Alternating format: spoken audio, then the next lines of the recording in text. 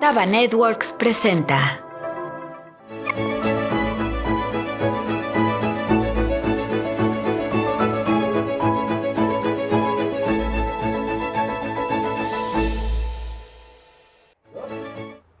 Hola, buenas noches, ya saben el gusto cotidiano de estar con ustedes.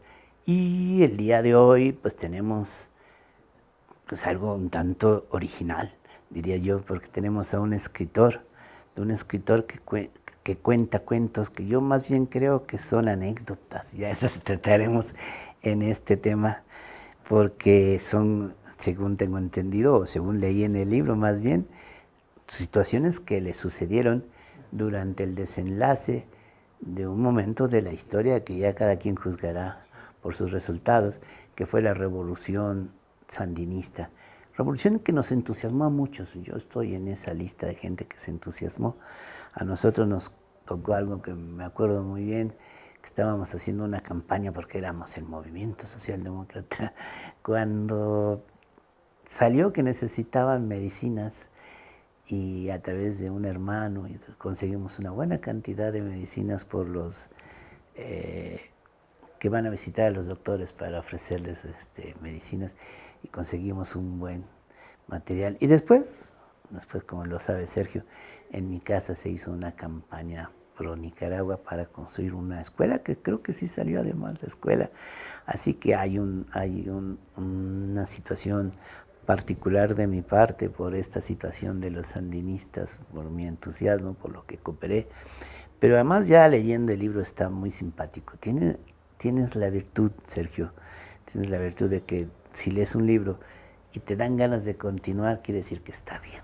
Cuando le cortas y a ver, luego lo vuelvo a leer, quiere decir que ya no te entusiasma tanto, etc. Y a veces eso es peligroso porque son libros así, pero en tu caso es un libro corto.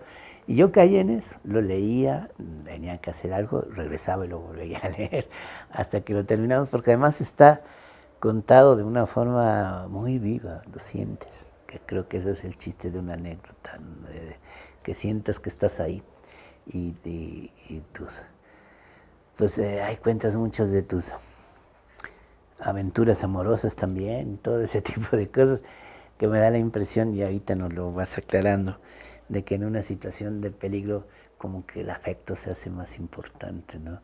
Pero te saludamos primero, Sergio Hernández Aguilar. ¿Cómo estás? ¿Cómo te sientes? Gracias, muchas gracias por invitarme a este programa que va creciendo y lo voy viendo desde lejos y te felicito. Gracias por invitarme. Mira, me gustaría decir un par de cosas. Una es que para que la gente que no tiene idea tenga un contexto, en el año 79 del siglo pasado, un grupo de muchachos, así les llamaban, se organizaron después de varios años de lucha, derrocaron a una de las dictaduras más cruentas que ha habido en Centroamérica. Se llamaba Anastasio Somoza. El padre de él fue el que empezó la dinastía, y un presidente de Estados Unidos dijo: Somoza es un hijo de puta, pero es nuestro hijo de puta. Y ahí lo tenían instalado en el poder. Bueno, caso es que para el año 79 la correlación de fuerzas se organizó de tal manera que derrotaron a la Guardia Nacional, se llamaba, y empezó un gobierno revolucionario. Varios años después, yo fui a trabajar en los programas sociales de ese gobierno revolucionario. Y el libro cuenta historias que me pasaron, no son cuentos, ¿no? Estilísticamente a lo mejor podríamos discutirlo. Es que dice hay 28 cuentos. No, pone historias. Yo tenía como cuentos. 28 historias de amor y una explicación desesperada. Entonces yo no sé por qué tenía claro. Ya, yo es que tengo esa obligación, digamos, de no llamar las cosas como no son. No son cuentos. A veces cumplen esa cosa redonda, y a veces son descripciones, ¿no? Yo intenté, otra cosa que cuento, después de muchos años, estamos hablando del año 85 cuando pasó esto, 85, Me habían 86. pasado 5 años de la revolución. Estaba la contra, porque ese es otro que apareció, un grupo armado que trataba de derrumbar al gobierno sandinista, financiado por los Estados Unidos, y eso se llamó la contra, que viene de contrarrevolución. Entonces, me tocó también esa parte, pero hace ya chorrocientos años. Yo decía, algún día lo voy a escribir. Y me niego, decía, bueno, lo dejo pasar un poco porque yo no quiero contar cosas que lastimen a la revolución. No, no es cierto. No cuento ningún secreto militar que no sé, además. Y hasta ahora que, un par de años, me di un tiempo emocional, temporal, para sentarme a escribir. Y salieron más de esas, de las 28, pero yo no quería pasarme de las 28 por una referencia al maestro Neruda, que por cierto ya me criticaron, que soy un irrespetuoso por los 20 poemas de amor. Si tú le pusiste 28, ya no es... Por los 20 algo. Y eso. Y pues fue entrañable, divertido, a ratos duro recordar cosas, ¿no?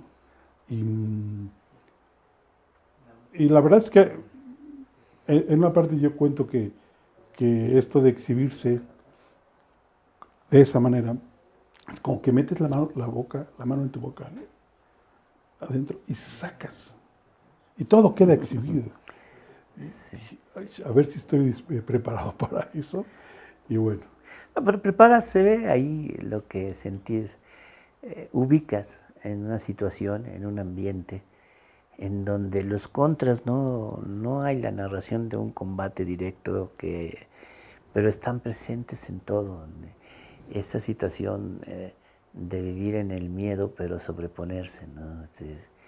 Es inevitable que sintamos miedo muchas veces en la vida. Sí. Lo importante es que yo hice una reflexión sobre el miedo y cómo yo encontré mi forma para enfrentarlo, ¿no?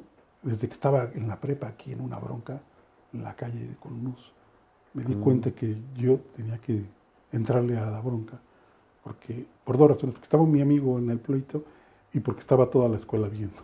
Entonces esa es la vergüenza. Y después leí al maestro, al logrado Laco Cepeda, en un libro que se llama Los Pálpitos del Coronel, que él cuenta cómo fabrica el valor en una situación de peligro. Y es algo parecido, pero eso lo leí después. Yo tengo el orgullo de haber encontrado mi fórmula antes.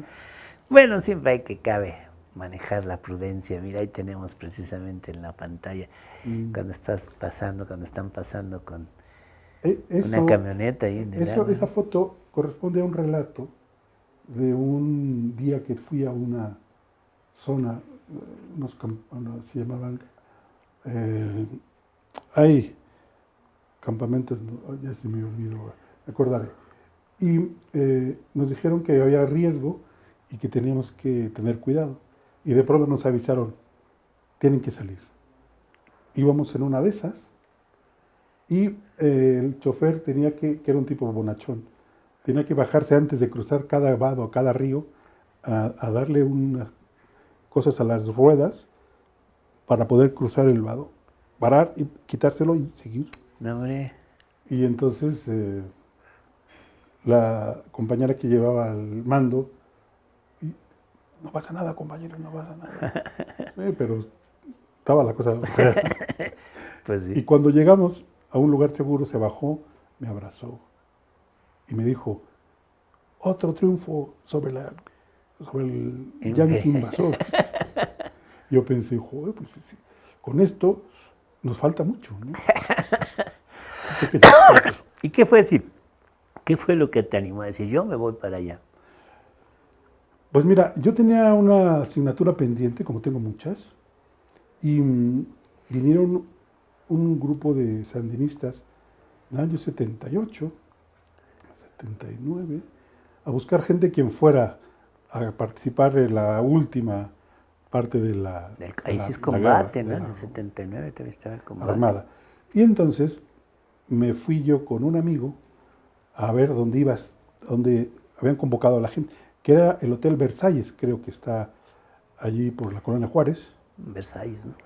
Y fuimos en el coche de mi amigo y dimos vuelta porque no encontramos lugar para estacionarnos. Y otra vuelta. Me dijo, oye, pues si quieres otro día volvemos. De plano. Era puro miedo. Sí, oíste una voz que decía, culero. Y después me explicaron que otro amigo me dijo, si tú no sabes andar en la montaña, si tú no sabes de cosas de militares, pues los nicas lo único que van a hacer es Cuidarte. andarte cuidando. Y entonces, a lo mejor en términos de propaganda política, al de cara a la opinión pública mexicana, era eficaz, pero del otro. Dije, bueno, pues ya me sentí menos mal. Y después estudié en la UAM Psicología Social a mucha honra. Y dije, ahora sí ya tengo algo que ofrecer a la revolución, en su parte de reconstrucción. También me pasó un suceso con alguien que me quiso hacer daño, por una mujer. Para variar. Para variar. Y cuando pasó todo dije, por esta tontería, por no decir palabras fuertes, me puede pasar algo mejor que valga la pena. Se me quitó el miedo y dije, me voy. Está bien. Yo siempre les digo a los compañeros, sí, cuando se van a manifestaciones peligrosas y demás, si quieres arriesgar la vida, se vale, pero mejor si eres el primer mexicano que llega a Marte o algo así, ¿no? O que inventas la cura contra el SIDA o el cáncer. Bueno, que arriesgue la vida, por ahí sí. Bueno, sí, eso claro, no sé. sí, lo que arriesgue la vida, pues Y también hay una parte que creo que no la has leído, que yo llamo Eros y Tánatos. Sí, me leí todo el libro. Todo el libro, bueno. Y allí establezco que, allí yo vi el maestro Freud, en una lectura quizás un poco pedestre de los conceptos, pero establece la pulsión de la vida y de la muerte, el Eros y el Tánatos. Y con el día a día de Nicaragua tú veías, porque había muchos muertos, pero también había muchas pachangas, muchas fiestas. Sí. Uno tuvo varias novias, y hasta aquí puedo leer. Pero constantemente, era como decir, a lo mejor mañana me muero, mejor reafirmemos la vida, ¿no? Eso sí, se siente. Por un lado estás hablando del peligro, de la posibilidad de que cada ruido sea porque son los contras, etcétera. Y por el otro lado esas cosas suceden constantemente en fiestas. Entonces dices, pues me gusta la actitud del pueblo nicaragüense. Creo que es una actitud muy centroamericana también de gozar la vida, ¿no? Tener esa idea de la vida es para gozarla. Los costarricenses tenían esa frase de pura vida. Son considerados como uno de los países más felices del mundo también. Ya vas a sacar tu propaganda a hablar de la socialdemocracia. A favor de la socialdemocracia, sí. Que son muy chaqueteras la socialdemocracia costarricense. Bueno, pero en todas partes la socialdemocracia. Sí, ya soy el último yo, etcétera. Pero es una actitud que hay en Centroamérica, pero que ahí la veo más fuerte, ¿no? Como estás diciendo, tú, ante el peligro, lo mejor es disfrutar lo que nos quede, la posibilidad de vida. Y yo menciono a Tomás Mojarro, que ya murió. Sí. Cuando hacía su comentario en la televisión, y al final decía, por si fuera la última vez. Porque lo iban a censurar siempre, ¿no? Sí, estaba Tenía con el una peligro. idea de que te van a correr. Nos quedan unos minutos, ¿no? Pero hacer un corte. ¿Te parece si hacemos el corte y después, en lo que hay el corte, tú seleccionas qué nos lees? Una parte voy de a tu leer. libro. Pues tú selecciona qué Soy- consideras que quieres Bueno, dale. que la gente te escuche. Vale. Yo hasta traje mis lentes por si hay que leer algo. Pero sí, hacemos un corte y cuando regresemos, pues nos lees, selecciona Encantado qué es de lo la que nos vida. quieres leer, ¿no? Sí. Para tener... Sí, sabemos que en tu vida diaria lo que más te interesa está en tus dispositivos móviles. Y entre tanto contenido que hay en la red, es importante saber resaltar. Nosotros somos Taba Networks, una productora de video en donde escuchamos tus ideas y las transformamos en un producto audiovisual que te ayude a conectar con el público a través de las diversas plataformas digitales, ya sea por medio de un video institucional o comercial, una propuesta con motion graphics o de animación, encontrando la opción más adecuada para tu proyecto. Ja, det som ikke du vet at de er med marken TV, så der, ja, og marken TV var det. Llevándote al crecimiento digital que estás buscando. Contáctanos y permítenos llevar tu mensaje por el camino audiovisual.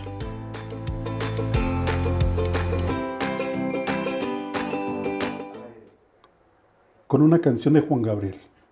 No me gusta Juan Gabriel. Sus letras me parecen poco poéticas. Son más bien descriptivas y abordan la temática amorosa desde una perspectiva lastimera. 2 puntos. Yo en tu lugar sí te amaría. Imagino que harían las delicias de clavillazo. Eso no quiere decir que yo no reconozca que Juan Gabriel ocupa un lugar importante en la cultura popular mexicana. Es más, a poco que me ponga, puedo tararear algunas de sus canciones. De las muchas cosas que me sorprendieron cuando llegué a Nicaragua, fue el gusto de la gente, incluidas las dirigencias, por la música comercial. Después entendí que yo, en mi mastodóntica inmadurez, esperaba música revolucionaria todo el tiempo. En aquellos momentos se sufría una agresión constante por parte de un grupo armado y entrenado por el gobierno de los Estados Unidos. A ese grupo se le conoció como la Contra. Como ya conté anteriormente en el libro, me tocó ir al norte del país. Era una zona peligrosona. Tenía una novia con la que daba paseos al atardecer por las calles polvorientas o iba a visitarla a su casa. Como yo había llegado recientemente, su padre me daba grandes charlas sobre el proceso revolucionario. Volviendo a la música, cabe mencionar que he visto a aguerridos militantes sandinistas cantar hasta el llanto rancheras. De hecho, en aquella época en Ocotal, que es el pueblo donde yo estaba, la canción de moda era Querida, de Juan Gabriel. No se entendería bien lo ocurrido si no cuento que debido a la guerra había muchas armas sueltas. Había momentos en los que la gente necesitaba fierros para defenderse de la Contra. Se repartían casi sin control y no se devolvían todas. Muchos accidentes, muchos muertos fueron provocados por esas armas. Además, tómense en cuenta que los nicas son un pueblo sumamente fiestero, tanto que en medio de la agresión sacaban tiempo para una fiesta. En Ocotal, tal es el nombre del pueblo en el que yo vivía, eran las fiestas patronales, y como parte del programa había un baile en una palapa grande. Yo pensaba que era un sitio poco protegido, y menos de noche, pero ahí se hizo la fiesta. Mis amigos y amigas nicas se sorprendían de que no me gustaba ni Juan Gabriel ni el Chavo del Ocho. La novia y yo fuimos al baile. Había mucha gente dentro de la palapa, hacía calor. Sin ser un gran bailarín, me defendía bien, o eso creía yo. En ese tiempo, la sociedad nicaragüense había retomado un baile típico llamado Palo de Mayo, baile del ritual de la fertilidad de las comunidades afroindígenas de la costa atlántica, que tiene un cierto parecido al merengue dominicano. Era muy sensual. Yo trataba de aprender algo, pero por puro interés antropológico. Al lado de donde estábamos, estaba una señorita que llamaba la atención por su belleza y por su forma de bailar. Era espectacular. Yo hacía esfuerzos sobrehumanos para no mirarla. Después de tanta agitación, el que ponía la música hizo el deleite de la concurrencia al poner a Juanga y su Querida. Y todos bailábamos apretaditos. Yo creo que en aquella fiesta la escuchamos por lo menos 8 veces. Charlamos con amigos, unos contaban sus hazañas en la guerra, otros me preguntaban por México, lo normal en estos casos. Volvimos a bailar como locos. Hubo una pausa y hablamos de irnos de la fiesta. Nuestros amigos se habían cambiado de lugar, así que poco nos detenía ahí. Era tarde y estábamos cansados. Cuando volvió la música y escuché otra vez a Querida, le pedí a la señorita que me acompañara que nos fuésemos. Aceptó a regañadientes. Salimos de la palapa, nos alejamos unos 10 metros cuando se escuchó un estruendo, un estallido. Pensé que aquello era un ataque de la Contra. Mi amiga, entrenada en estas cosas, me dijo, primero se echó al suelo y luego se echó al suelo arrastrándome con ella. Luego se levantó y me dijo que camináramos rápido y pegados a la pared hasta llegar a su casa. Así lo hicimos, y antes de perder de vista la palapa, vimos que la gente corría, gritos, empujones, aunque no se escucharon más explosiones o disparos. Sin saber lo ocurrido, la acompañé a su casa y luego me fui a la mía. Al llegar me estaban esperando unos amigos. Uno me abrazó y un poco acelerado me dijo que me estaban buscando porque alguien había lanzado una granada que cayó justo del lugar en el que estábamos. «Compañero, acaba de renacer», me dijo. Me tomé de golpe un trago de ron plata. Estaba un poco asustado. Al otro día fui a preguntar lo ocurrido. Un señor de la seguridad me contó la triste historia. Un joven despechado, furioso de celos, trastornado al ser rechazado por la guapa muchacha, se vengó lanzando una granada. Hizo un pequeño cráter en el suelo de la palapa, pero destrozó a la muchacha guapa y provocó la muerte de otras personas. Todo eso mientras sonaba Querida. Qué bueno que leíste esa, porque me llamó la atención en especial esta anécdota, porque es la única parte que tiene una tristeza de lo que leí, que es algo triste, es esta muerte. Y sí, yo también en casas hicimos una campaña de ayuda a Nicaragua. Una flor por Nicaragua. Una flor por Nicaragua. Y hicieron una fiesta para variar también, y una mujer muy guapa, muy jovencita, muy guapa, empezó a bailar eso. Y además estaba en México estudiando danza. Ajá. Y empezaron a bailar eso y dije, oh, qué caliente está esto, de verdad. Y bueno, ya la sabe uno. Hay otra historia que cuenta lo del baile. Fui a un baile, yo acababa de llegar casi, y como estaba el panorama, ahí hace mucho calor, entonces siempre está. Y la fiesta no era de militantes sandinistas, no, era de jóvenes. No sé por qué fui, ni quién me invitó. El caso es que luego dije, pues voy a bailar algo. Cuando tocaron un poco de salsa, dije, pues esto sí que lo puedo bailar. Y le dije a una muchacha con la que había intercambiado miradas si bailaba conmigo y dijo que sí. Acabó la salsa rápido.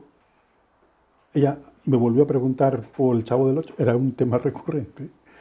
Y pusieron música, una balada. Y entonces ella se acercó a mí, levantó sus brazos y me los puso así. Y yo dije, híjoles, ahora sí le llegué. Puse las manos en sus caderas y bailamos. Hasta cerré los ojos para disfrutar del momento. Y luego cuando los abro y miro alrededor, todos bailaban así. Yeah. Era lo social, no era yo, no era una loción que me había puesto nueva, ¿no? Sí. Y entonces aprendí que hay que tener... Que no eras especial. Me pasó algo parecido una vez en el norte. Estábamos, creo que si bailábamos, y empiezo a bailar a mi estilo muy malo, además que soy para bailar. Y entonces la chava se acerca y me abraza y me aprieta y me dice, pues si me bañé, me dice. Y yo le hacía un poco prudencia. Estos norteños se vayan a tomar algo contra los chilangos por andar de abusivo. Pero no, pues además el baile es sensualidad. ¿Qué tiene el baile de función? Es una coquetería, estás coqueteando con el otro, estás seduciendo. Ese es un baile, finalmente, ¿no? Y lo tienen muchos sus mujeres, y en especial sí sentí que las nicaragüenses son muy sensuales, es la palabra, que lo tienen muy fuerte. Y qué bueno que disfrutaste ese momento. Y te repito, parece que lo que indicas en tu libro es que había una mayor como necesidad del afecto. Pero además hay una relación no solamente con los nicaragüenses, mencionas mucho la relación entre los extranjeros que estaban en Nicaragua. De hecho, allí conocí a la mujer con la que comparto mi vida desde entonces. Que es bellísima además. Hace Me encanta. 30 y tantos años. Yo ya no me acuerdo bien y que no se me... ¿Sabes qué méritos tiene su compañía? Se llama Rosa. Es bonita, es inteligente, es sensible y sobre todo soporta a tus amigos. Este señor quiere que lo invite otra vez a la casa. Me acordé de la canción de Lelutier, que le hace de todo y de todo, pero cuando le dice que no quiere a sus amigos, entonces sí ya están de acuerdo en que corte con ella, ¿no? Sí, sobre todo. Oye, mira, se me está ocurriendo leer otra cosa, si es posible. Sí, vamos a aprovechar el tiempo. Esto se llama Poesía por unos zapatos. El suscrito, en pleno uso de sus facultades, cualquiera que sean, admite que antes escribía poesía. En algún momento se le llamó a Nicaragua la revolución de los poetas. Muchos de los militantes sandinistas escribían poesía. No solo el gran Ernesto Cardenal, que sería el sacerdote mayor, sino que también muchos cuadros tenían sus versos. Es más, creo que Nicaragua es un pueblo que degusta la poesía. Incluso se siguen haciendo concursos de oratoria y en las fiestas es frecuente que alguno se lance a declamar. No se debe olvidar que Rubén Darío era nicaragüense. Yo conocía poemas de Cardenal, pero al llegar a Nicaragua quedé sorprendido por la cantidad de poesía que se hacía allí. Cada lugar, cada ministerio, cada centro de trabajo podía tener un taller de poesía y se publicaba mucho. Debo decir que no todo era de calidad. Poesía militante. Un poema de Cardenal asegura que en Nicaragua todo era revolucionario, hasta los pájaros. Este extremo, que puede ser negativo, tiene una explicación. La presión, la tensión exigía de mucha energía, de mucho valor, de fuerza. Era necesario convocar constantemente al pueblo, emplazarlo a hacer grandes esfuerzos, de manera que todo o casi todo era convocante. La música, la pintura, la poesía, las pintas en los muros. La intelectualidad ha criticado ferozmente esta forma de expresión, tildándola de panfletaria. Y lo es en la medida en que se necesita que así sea. Es pura supervivencia, no solo estética, sino vital. O te mueves o te mueres. Había muchos concursos de poesía. Quien escribe se decidió entrar a uno. Se llamaba Concurso de Poesía Carlos Fonseca Amador, Región 1. Creo que para darle más caché, le pusieron el nombre del fundador del Frente Sandinista. Casi al final de mi estancia en Nicaragua salió la convocatoria de ese concurso. Yo tenía algunos poemas escritos y preparé algunos más. Mandé el poemario y me regresé a México. El premio era, y esto solo pasa en Nicaragua, un par de zapatos. Tuve la fortuna de ganar el concurso y varios meses después me llegó a México una caja de libros. La explicación fue que al no saber la talla de mis pies, optaron por sustituirlo por una caja de libros. Sabia decisión. Bueno, en mi caso, si yo hubiera ganado, lo hubiera cambiado por un buen ron. ¿Cómo se llama el ron? Se me fue el nombre ahorita. Ese Se ron llama tan... Flor de Caña. Flor de caña, que es riquísimo, sí, cierto, estaba muy bueno. Pues es una prueba más de la honestidad. Eso te pasa en otro país y ya no te mandan ningún premio. La honestidad que tienen los nicas, del ambiente que se ha creado en esta Nicaragua. ¿Y cuál es lo que tú sientes de lo que ahora pasa en Nicaragua? ¿Cuál es tu diagnóstico? Me alegra que me pregunte eso. Es broma. No, yo creo que hace muchos años el proceso revolucionario se desvirtuó. Cuando yo estaba allí había 9 comandantes y ahora queda 1.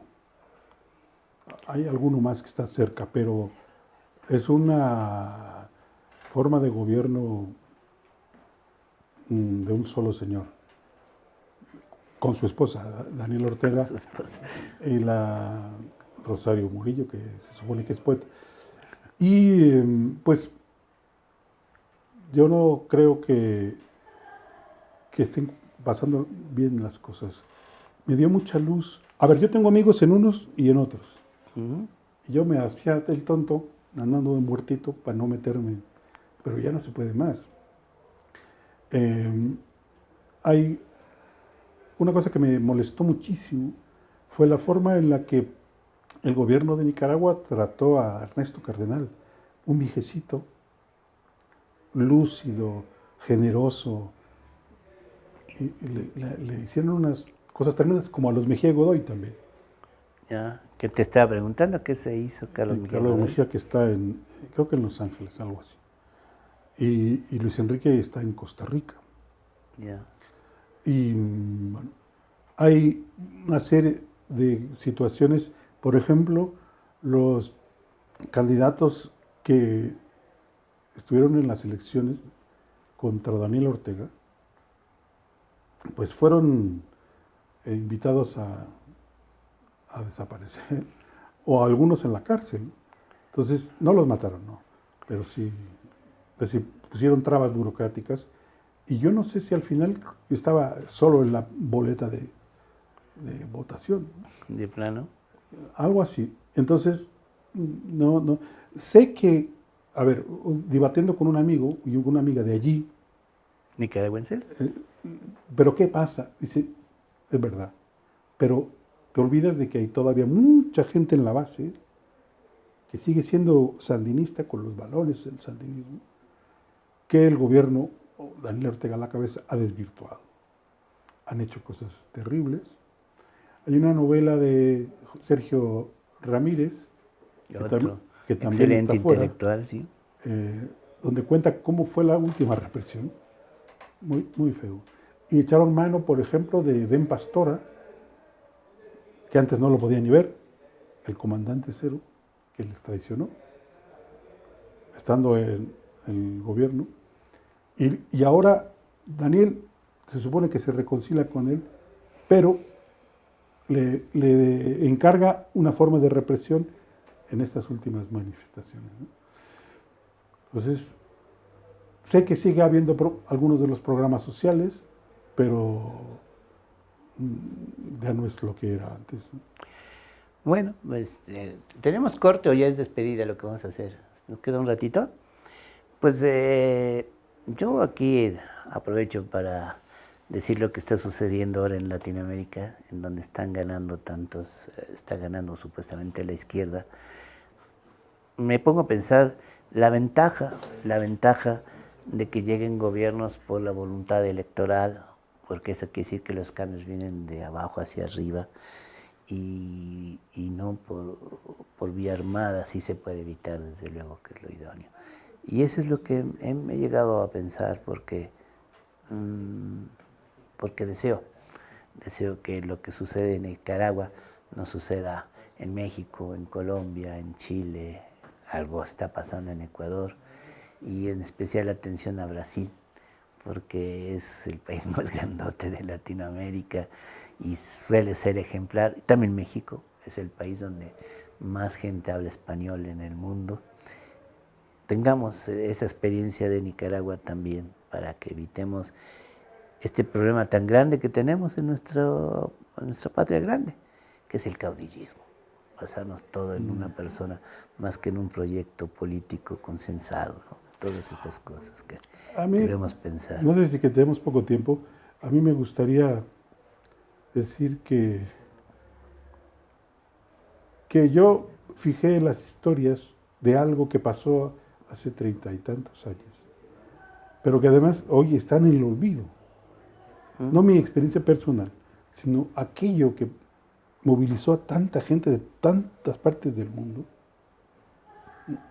porque ahí llegaban de muchas partes. A ver, es una revolución triunfante.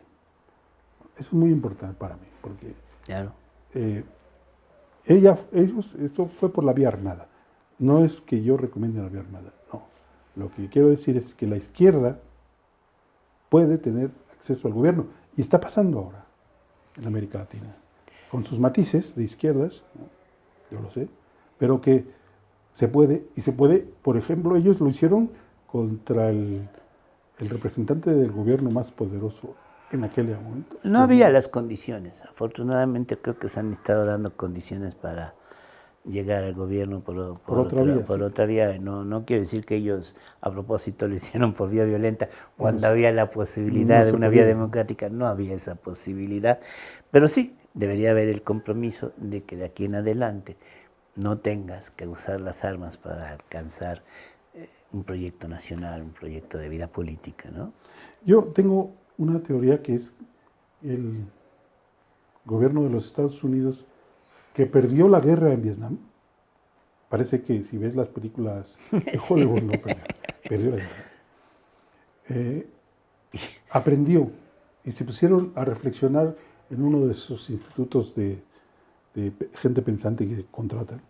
¿Qué hacemos? Y de ahí salió un concepto que es el guerra de baja intensidad, que a la parte armada aplica más cosas.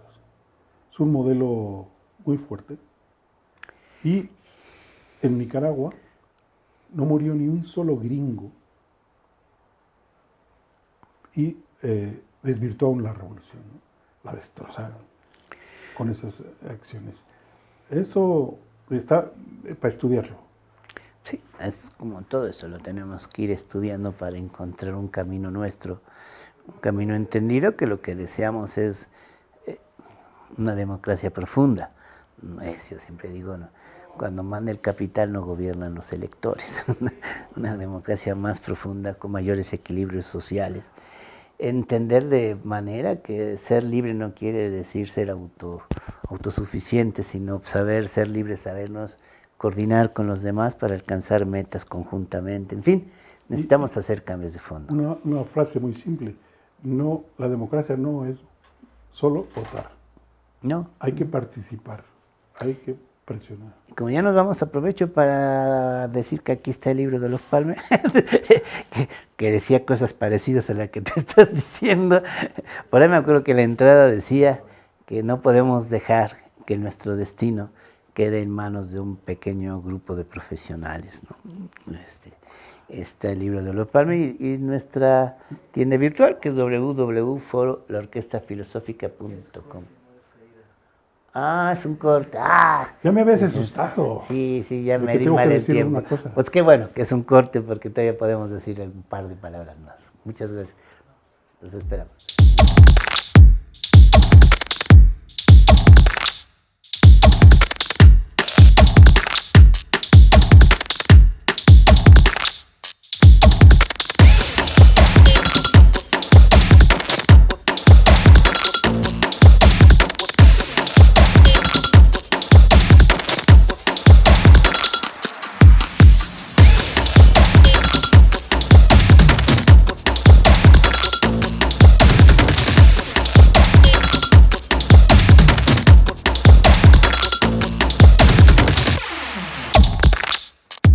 Mujeres. Como dice Silvio, y ya sé que es un tópico decirlo, me han estremecido un montón de mujeres. En este caso quiero hablar de las que conocí en Nicaragua. Bueno, de algunas de ellas. La única canción del famoso disco Canto Épico al Frente Sandinista, dedicada a una mujer, se titula Luis Amanda Espinosa. Tiene una parte de la letra que casi siempre me ha parecido algo cuestionable. Dice así: tus manos huelen a metralla y a cocina. Cabe recordar que uno de los operativos más arriesgados, exitosos y espectaculares que hizo el Frente Sandinista de Liberación Nacional, la toma del Palacio Nacional de Nicaragua en 1978, una mujer jugó un papel fundamental, Dora María Telles, la comandante 2. Lo que yo vi en Nicaragua es que ellas eran quienes sostenían la revolución, no solo quienes cocinaban. Es cierto que la mayor parte de los movilizados eran hombres, pero ellas soportaban una doble o triple jornada, en sus casas, en sus trabajos y en las tareas de la revolución. Además, mucho del dolor social recaía en ellas. Debe tomarse en cuenta que Nicaragua sufría un bloqueo económico impuesto por el gobierno de los Estados Unidos, de manera que escaseaban muchos productos. Casi siempre eran ellas quienes debían hacer milagros para mantener sus casas. No se puede pedir peras al olmo, o si se quiere, al nogal. No se puede esperar un tratamiento hacia las mujeres muy avanzado en aquellos días, lo que no significa ninguna justificación. El machismo estaba presente hasta en mi propio comportamiento. Un tiempo antes del triunfo y después de una disputa interna, el Frente Sandinista se dividió en 3 partes. Al reunificarse se formó la llamada Dirección Nacional, que estuvo formada por 9 personas, todos hombres, 3 por cada organización. Y eso que había mujeres con sobrados méritos para ocupar uno de sus puestos. Tengo la absoluta convicción de que el peso de la revolución lo cargaban las mujeres. No me refiero solo a las dirigentes como Marta Adriana Peralta o Dora María Telles, sino también a las que en las oficinas, en la milpa, en el mercado, en la escuela o en la casa, todos los días debían esforzarse por mantener aquel barco de la esperanza. Claro que veo mujeres combatientes y las había muy duras, pero quería hablar de todas, de la que limpiaba los salones de la guardería donde dormían los niños, de la que la madrugada hacía el pan, de la que me contaba cómo entró al frente, de la que quiso enseñarme a usar un machete, de la que organizaba la distribución de los alimentos, de la que daban clases a los niños, de tantas y tantas mujeres valiosas y anónimas. Al cerrar una actividad cualquiera, se cantaba el himno del frente. Casi siempre eran mujeres quienes cantaban. Recuerdo esa parte que dice: hoy el amanecer dejó de ser una tentación. Y la fuerza que transmitían aquellas mujeres cantando me regalaba una buena dosis de energía y entusiasmo. Me parece que hace falta un mayor reconocimiento del papel que jugaron las mujeres en la revolución. Y creo que habría sido mejor para la revolución que las mujeres formaran parte de la dirección nacional. Otro gallo o gallina cantaría. Pues dicen que detrás de un gran hombre hay una gran mujer. Podemos decir que detrás de una gran revolución seguramente hubo grandes mujeres. Nosotros tenemos el ejemplo más clásico de nuestra vida. Detrás de la independencia estaba doña Josefa Ortiz de Domínguez, que se la jugó todo. Y ella hay más. Mi mujer dice que detrás de un gran hombre hay una mujer sorprendida. Sí, creo que sí, está más cerca. Sí, lo que quiero entender es que no se necesita estar a la espalda. No es como debemos pensar que en segundo término hay una gran mujer, sino que fijemos las condiciones reales para que se pueda participar de igual manera, con las mismas condiciones y con las mismas oportunidades. Y eso significa pues una reflexión profunda de qué tenemos que hacer para que lleguemos a este espacio y buscar lo que yo creo que no se nos ha dado mucho en estas revoluciones, son mejores condiciones económicas también, ¿no? Y es un dilema que tenemos que resolver. Quería hacer una cosa, porque no se va a acabar el tiempo. ¿Nos Antes queda un de que ratito? cantes. No, ya no voy a cantar porque... Puedes poner no puedo hacer el chiste de que están hirviendo los teléfonos de llamadas porque esto está grabado. Chinchora, ¿qué lo dices? No, la gente no lo sabía. No es cierto. ¿Por dónde pueden conseguir libros? Si que alguien quiere. Claro, ¿para qué si no estamos... Está en una librería que se llama Utópicas. ¿Nada más en una librería está? Sí, solo allí. Y está en Coyoacán. Ahí se está viendo en pantalla los datos. Aguayo 37. Ahí es donde se puede conseguir, por ahora, este libro. ¿Y no lo tienes en digital? Todavía no. Por cosas de derechos y por... Sí. Pues bueno, nosotros sí tenemos... Vamos a ver, ¿cuál canción vas a cantar? Yo ahora ya no. Voy a dejar a miles de gentes que les dé coraje que ustedes no me dejaron cantar. No, también quise anunciar que es que dejé la mochila al lado y no puse el libro del sentimiento que nos une, que hay que decirlo también, ya lo he mencionado mucho, los problemas que tuvimos con la distribución acá, que se nos vino la pandemia. Los pusimos en los puestos de periódicos, los puestos de periódicos abraban, no abrían, cerraban o no cerraban. Costaba más trabajo ir a ver si vendieron que otra cosa que ya estaba cerrado, etcétera. Pero tuvimos muchos problemas, pero seguimos en el libro digital, que está en www.forolaorquestafilosófica.com, pero también está a la venta en Amazon. Ahí también deberías pensar, ahí es mucho más fácil ponerlos en Amazon. Lo que sí hemos tenido como dificultades para cobrarlos, no tenemos muy claro cómo es el asunto, pero también está a la venta en Amazon, que ponen muchos libros al alcance de manera digital.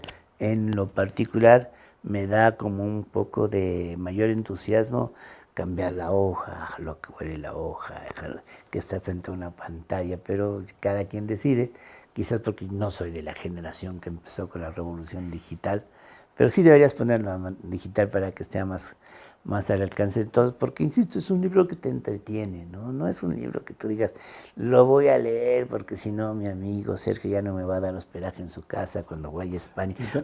Que también. No, es por eso, gustó el libro, te entretiene, te genera la imaginación de lo que sucede. Me imaginé a la mujer muy bella, que tristemente murió de un granadazo, ni modo. Y algo que dijiste ahorita que me parece importante recalcar, es algo que sucedió hace 30 años, que no debemos olvidar. Eso es muy importante.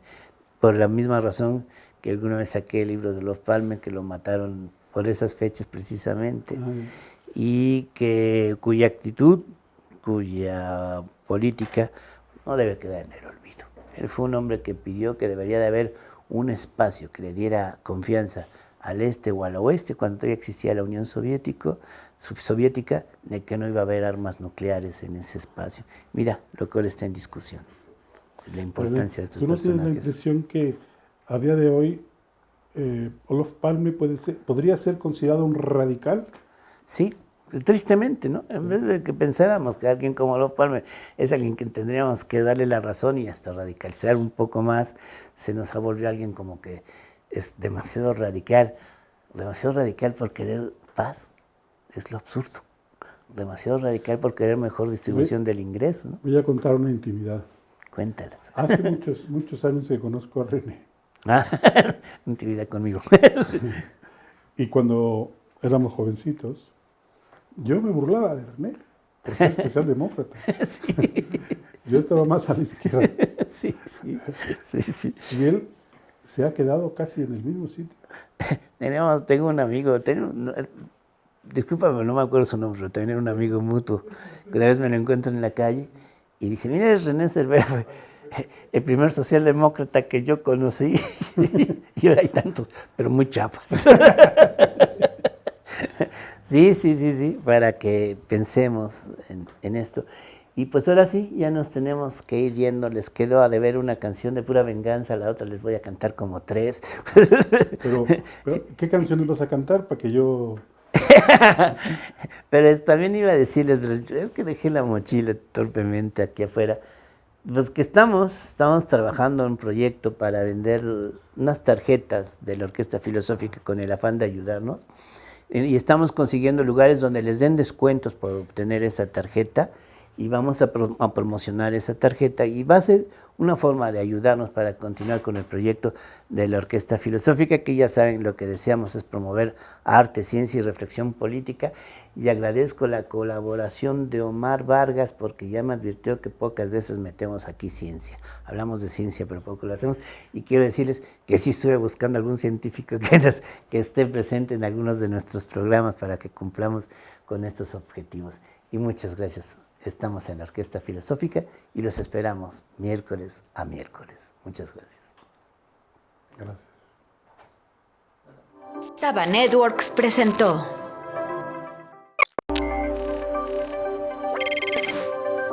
Taba Networks presentó